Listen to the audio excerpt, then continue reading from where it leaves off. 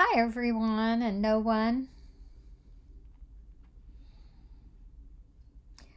It was time to get back on from my silence. Life was silencing me, or silencing this bundle of feelings and sensations and perspectives. Wow. Anyway, I thought that I'd do an exercise to kind of put things in perspective. I've been doing that for me, so I thought I would share that because I'm trying to put it together for others how this feels to go through this understanding that Rupert Spira shares, because it's helped me a lot. And I think when we share, we help each other. I know there's a lot of pieces that have come to me in the past from other people, and they have helped open up this little part or that little part. But going through life, it's still been very confusing because of all the pieces we take in order to get those little pieces. So I was really thanking life for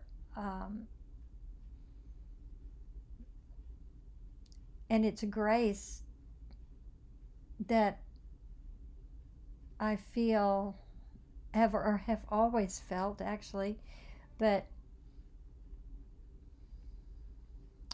the having Rupert Spira come into my life when it did is no coinky dink, no coincidence. Anyway, because it was just time to get some more understanding, because I think I was ready to hear what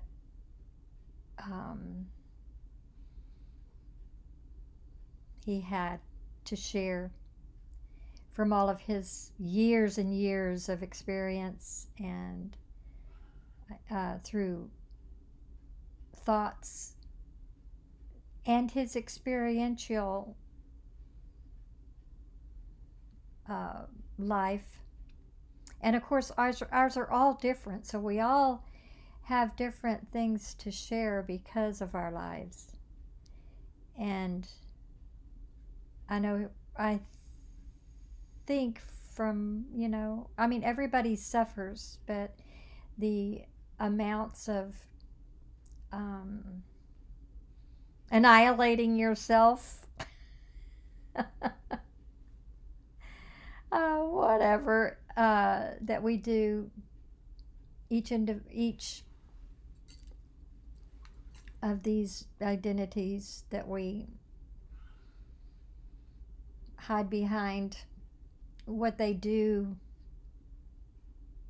is also different, each one, and how they suffer is also different, each one, and how much conditioning we have is similar, but it's and thick. They're all thick, but they're still all different. So our perspectives and everything. But since I have opened to this, and it's opened me so much, I'm sharing it because it might be a good thing for others. It might be what life has in mind, apparently, because I feel drawn to share, and I feel as overabundance of love to share, and it's got to go somewhere. So it's just gonna go. And in the beginning, I had to face all my inadequacies and insecurities, and I had to just put myself out there without knowing what to say or what to do, or shy, fearful, inadequate, all these feelings, all this limited self, just aching to be removed.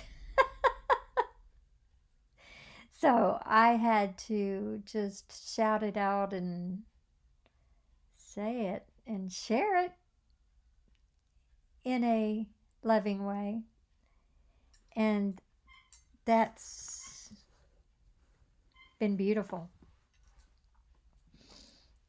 Of course, you don't, that was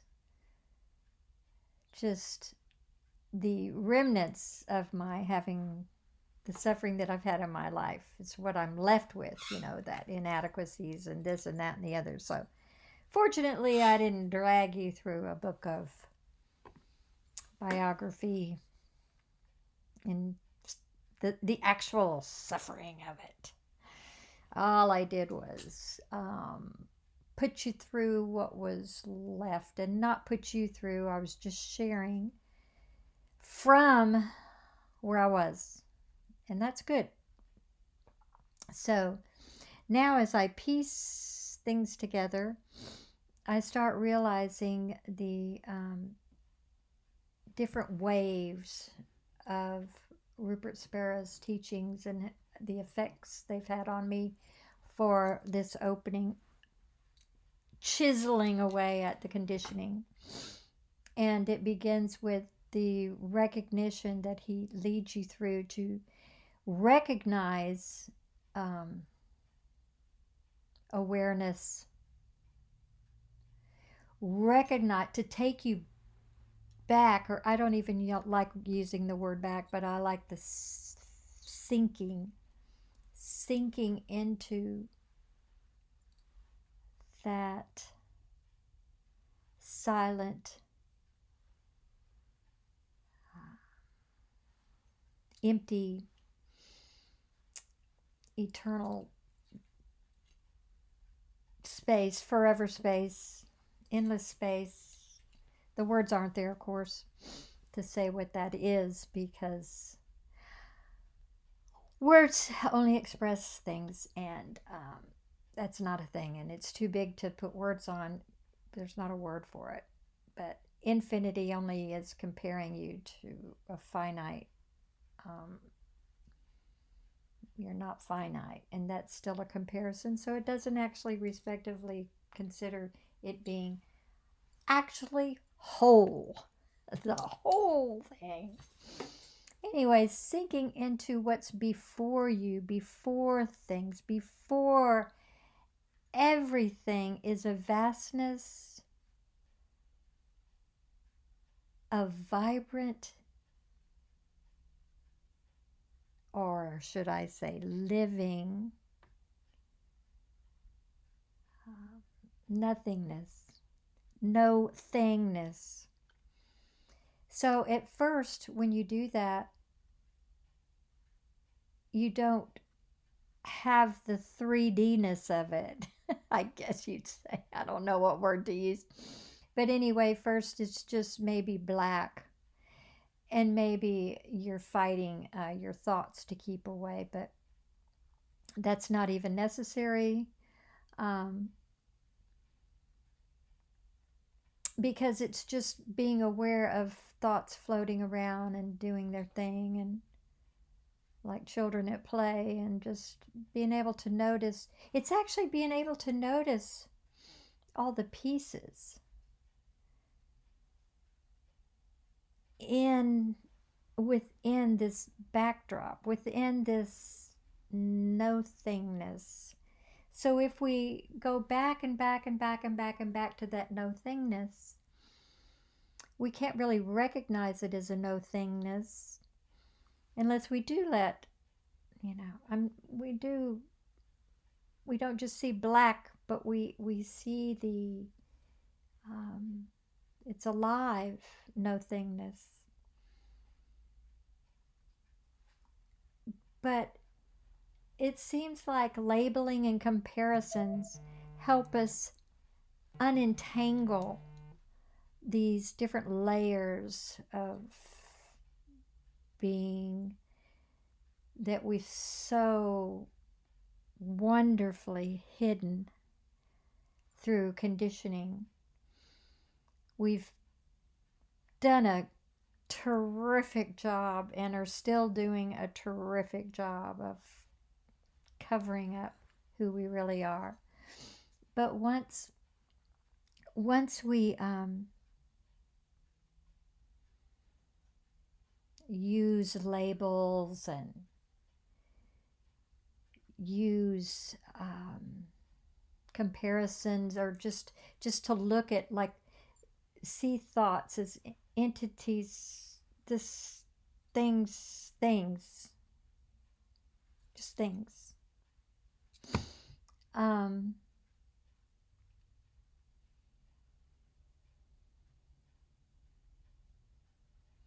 but that they don't have any, they're not entities of themselves. They're just floating about in the universe. It's just a universal backdrop of depth that's never ending. The dimensions are never ending. It's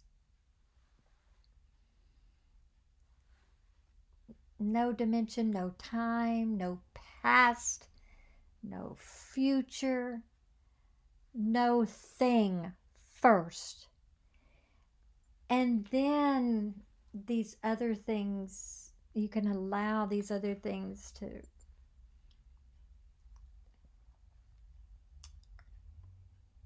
be in there, that all come into being from this no thingness that's alive, and have endless depth, endless dimension, endless. So by being endless dimension, there's no time, there's no space. It's just so vast. And so if once you start separating that, or actually the first thing you start feeling is some purity and bliss popping in there, knowing that when you take off every piece of stuff you put in there, every piece of clothing that you've covered up this vastness, this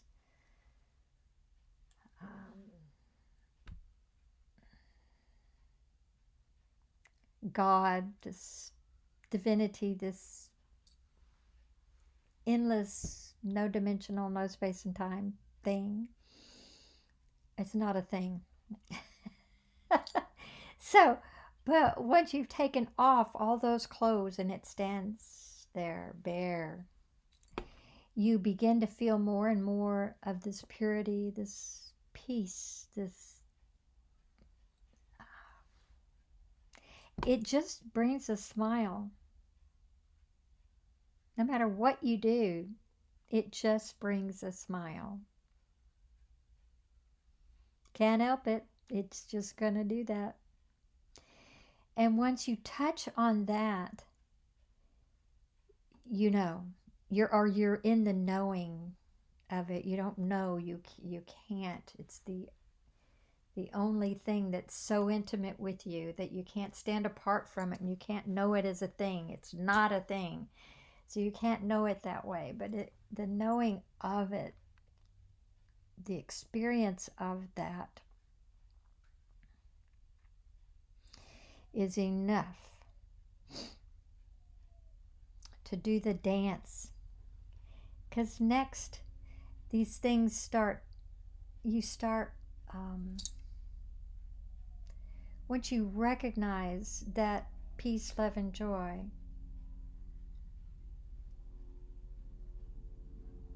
you start seeing that all these experiences that you've clothed it with, that you've covered it all up with, are there, and things start popping up like those floating thoughts. You start feeling resistance flow in, flow back in, and you start recognizing the difference. You start recognizing the resistance. And now you're saying, what is that? And then when you try to understand it, you think, oh my gosh, that's from a thing. That's something I brought in from here. That's something I brought in from there. You start seeing that, and then that disappears, and you take another one, and you're doing that, and you're doing that. You're contemplating all these different circumstances and all these different things that are attached to these resistances, this lack that pops up when you're in the world, and or when you're just doing life. Some people get bored, and that's another having to be doing something thing. You're so attached to things. You start recognizing that restlessness, dissatisfaction, perturbed easily. You start noticing those things, because when you've sunk deep enough before things, and you've touched that purity that didn't come from anything, you were just blank with bliss, eternal bliss from nothingness, no thingness. So once you've touched on that, you can begin to do the separation and the labeling of, oh, I feel that what is that yucky feeling coming up? Where is that from? So when you understand them one by one, 100, 102, 103, 104, and then that, you start that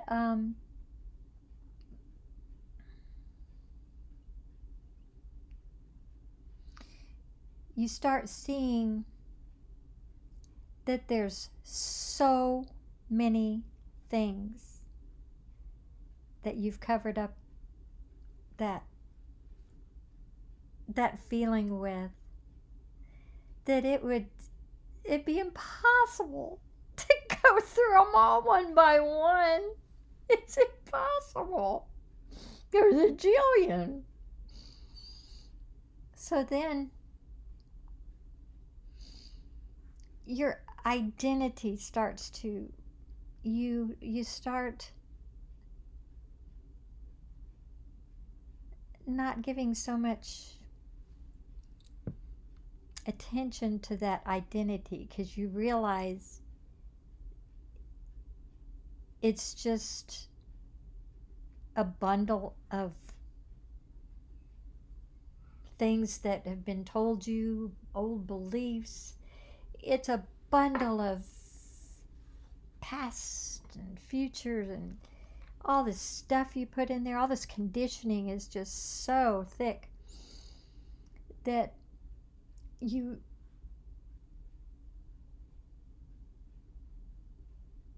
your identity just starts to get very transparent, and it's not, yourself starts to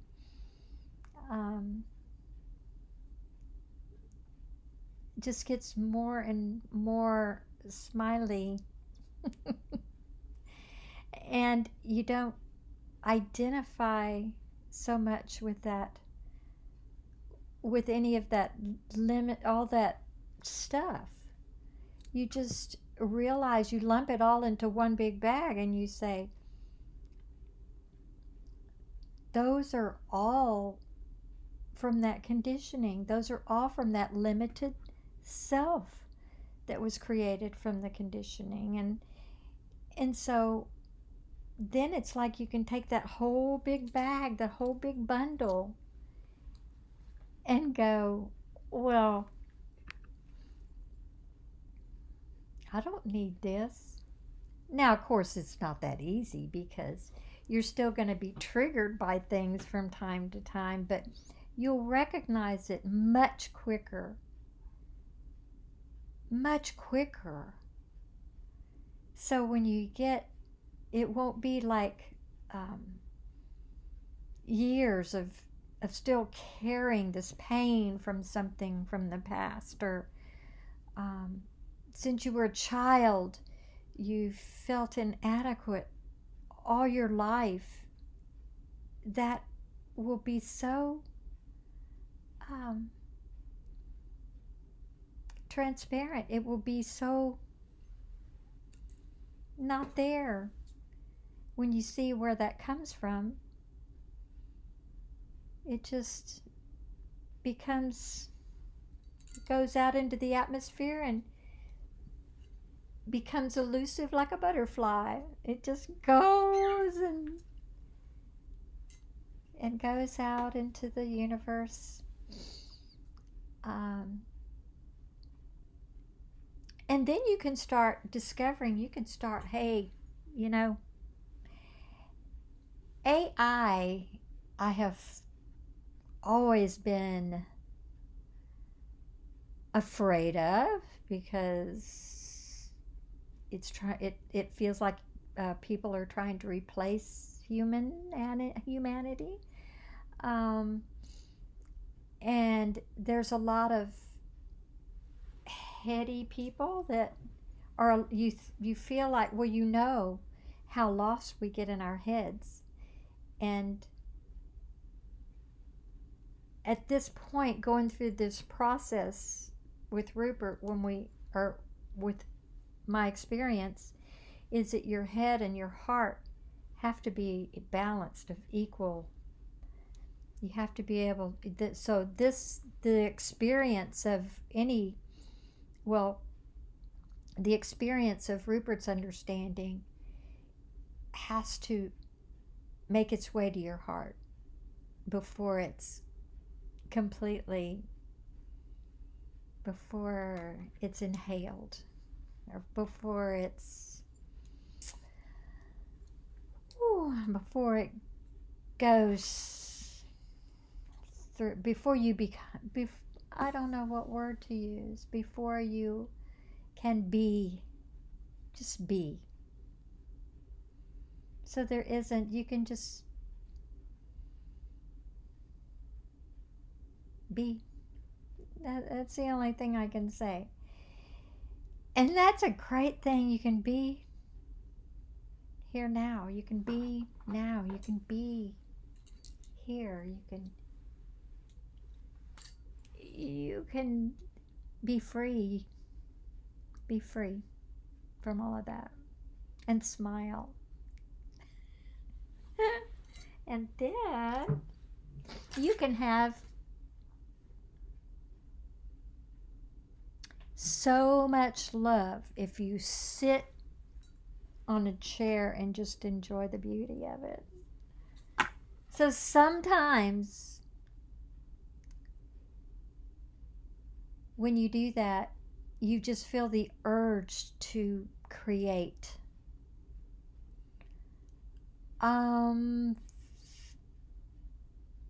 Create a painting, write something beautiful,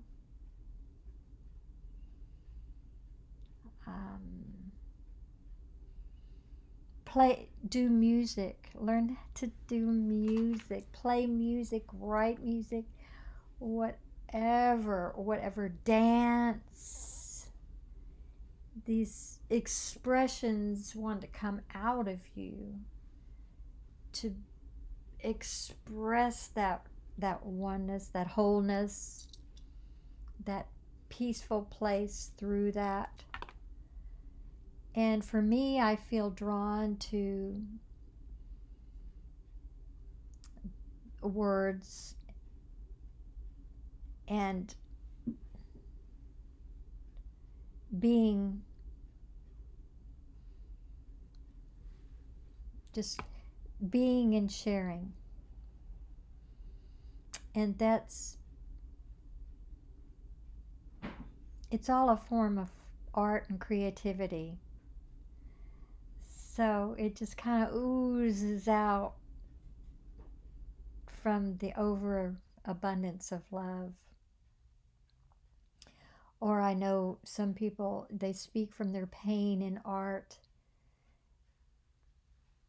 but it's still loving it. The art comes out with love out of sharing. Sharing is when we all know that the very essence of our being we share. We share the very essence of our being. And peace and joy is the nature of our essence. And we share our being with everyone and everything. That's something that Rupert says that's so beautiful. And you can just enjoy the happiness of it, or the beauty of it, or the heart filling, be in nature and just enjoy. Or you can pour out with whatever. But I just wanted to share where I'm at now and try to continue to share better. That's my draw, to do that better. Or I should say, just do it, because it just does what it does. Life is. And it's not me that's doing anything, it's life is. Life is doing. Me, or through us, through everyone, through everything. Everything is the activity of that oneness, that everything, that all that that is, or whatever you want to call it, God. I like the word God. If you don't attach it, or if you don't limit it to something, but it kind of says, it's the word that says eternity. It says there is nothing that isn't God. Nothing. Nothing that isn't God. Everything, visible and unseen, is God.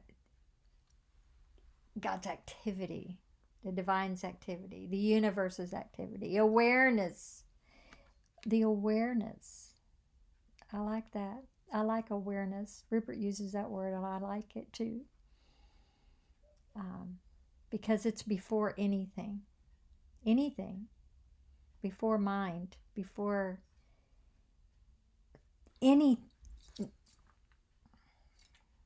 it. Awareness. So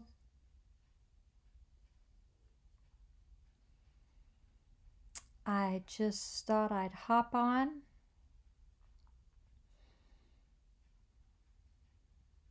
and share with the camera, with the vibratory universe, and send some little loving notes out there in the world, and get ready for bed. Alrighty then. Good night.